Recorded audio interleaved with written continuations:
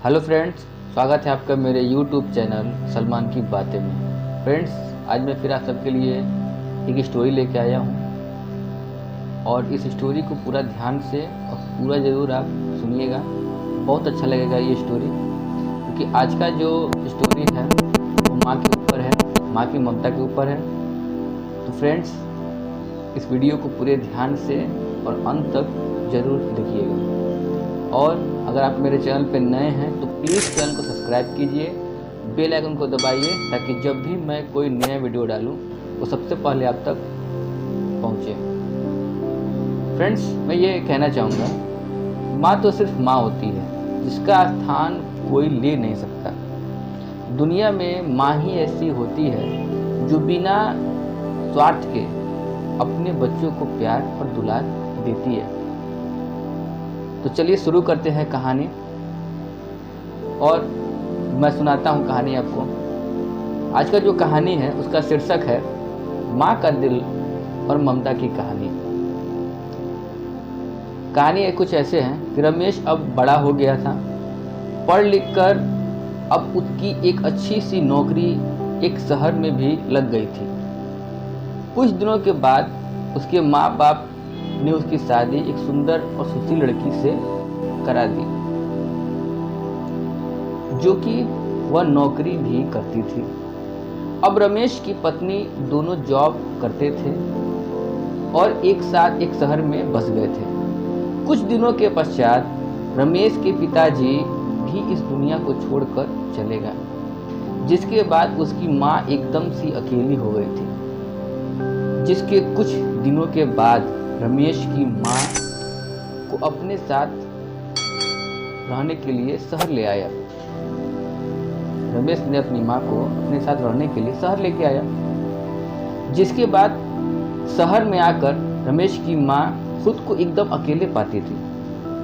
इस तरह उन्हें भी अच्छा नहीं लगता था, लेकिन एक माँ अपने बेटे की हमेशा खुशी ही चाहती है। तो धीरे धीरे वह शहर में रहना भी सीख गई, लेकिन रमेश और उसकी पत्नी हमेशा अपनी माँ को समझाते रहते थे कि ऐसा मत करो, ये मत करो, वो मत करो। मतलब कि वे अपने आगे माँ को गांव की एक तरह की गंवार समझते थे। लेकिन माँ का दिल ही है, हमेशा अपने बच्चों के लिए बड़ा ही होता है। सो वे सभी बातें चुपचाप सुनकर हाँ में हाँ मिला के रह जाती थी। एक दिन की बात है कि सुबह रमेश की पत्नी ऑफिस जल्दी जाना था। वह सब कुछ जल्दी से तैयार करके रमेश का खाना पैक करके ऑफिस चली गई। फिर इसके बाद रमेश भी जल्दी जल्दी तैयार होकर ऑफिस निकल गया था। फिर कुछ समय बाद रमेश की माँ ने देखा उसका बेटा तो खाने का लंच बॉक्स घर पे ही भूल गया है। तो माँ ने बिना देर करते हुए फटाफट ऑफिस पहुंच गई और पास में एक कुर्सी पर बैठ गई, क्योंकि कंपनी के बाहर के व्यक्तियों को अंदर जाने के लिए मनाही था। तो फिर बेटे को दिक्कत ना हो इसीलिए फ़ोन न करके मैसेज किया, लेकिन रमेश अपने काम में इतना बिजी था, माँ के मैसेज का ध्यान न दिया।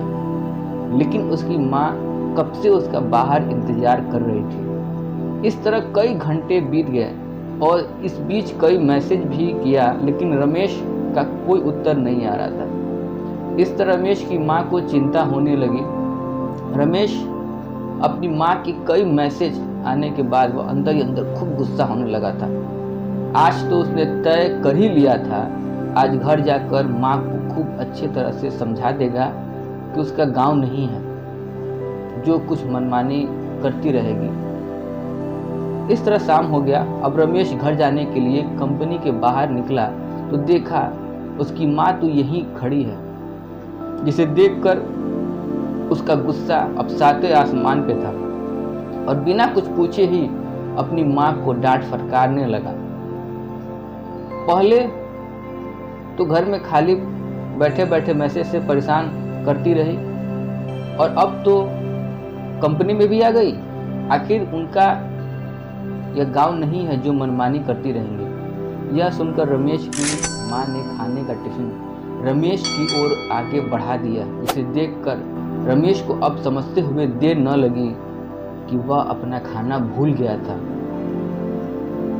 जिसे माँ उसे देने के लिए यहाँ पे आई थी और कब से उसका बाहर इंतजार कर रही थी। इसके बाद रमेश की माँ ने बोला, बेटा तुम भले ही बड़े हो गए हो, बड़े शहर में रहने लगे हो, भले ही अच्छे और बुरे की समझ आ गई हो, लेकिन आज भी मेरे लिए कलेजे का टुकड़ा ही हो, जिसे मैंने बचपन से लेकर आज तक पालते हुए ही आ रहे हैं।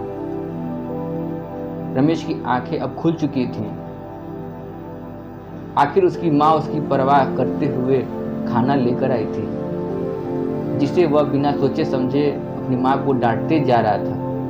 अब वह अपने किए पर बहुत अफसोस कर रहा था, पछतावा हो रहा था, जिसे देखकर माँ ने उसे एक बार फिर अपने गले से लगा लिया।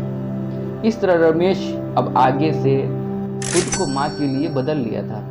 अब उनकी पहले से ज़्यादा अच्छे से देखभाल करने लगा था, जिसके बाद अब माँ को शहर भी अच्छा लगने लगा था, क्योंकि उसका बेटा फिर उसे मिल गया था। इस कहानी से हमें क्या शिक्षा मिलती है दोस्तों? इस कहानी से हमें यह शिक्षा मिलती है कि एक तरफ हम जहाँ पढ़ लिख कर खुद को बहुत ही समझदार समझने लगते हैं, जिससे जाने अनजाने में माता पिता को गलत साबित करने में लग जाते हैं, लेकिन हम सभी यह भूल जाते हैं कि माँ बाप अपने बच्चों की खुशियों के लिए ही अपनी खुशियाँ का त्याग कर देते हैं। वो भला माँ बाप अपने बच्चों को कैसा बुरा कर सकते हैं? हर माँ बाप की इच्छा होती है कि उनके संतान उनके बुढ़ापे की लाठी बने, लेकिन विकास की अंधी दौड़ में हम सभी इस बात को भूलते जा रहे हैं। और बहुत ही सोचनीय ये बात है कि अगर हमारे माँ बाप हमें पाल सकते हैं तो हमें उन्हें बुढ़ापे में क्यों नहीं पाल सकते हैं? यही तो हर माँ बाप की इच्छा होती है। तो आप भी अपने सभी माँ बाप की उम्मीदों पर जरूर खरे उतरें। तो फ्रेंड्स, ये कहानी माँ की ममता कैसा लगा, इसके बारे में हम ज़रूर बताइएगा कमेंट बॉक्स में। और कहानी अच्छी लगी हो तो प्लीज़ शेयर ज़रूर करें। और एक बात मैं फिर से कहना चाहूँगा, अगर आप मेरे चैनल पर नए हैं तो प्लीज़ चैनल को सब्सक्राइब कीजिए, बेल आइकन को दबाइए, ताकि जब भी मैं कोई नया वीडियो डालूँ वो सबसे पहले आप तक ज़रूर पहुँचे।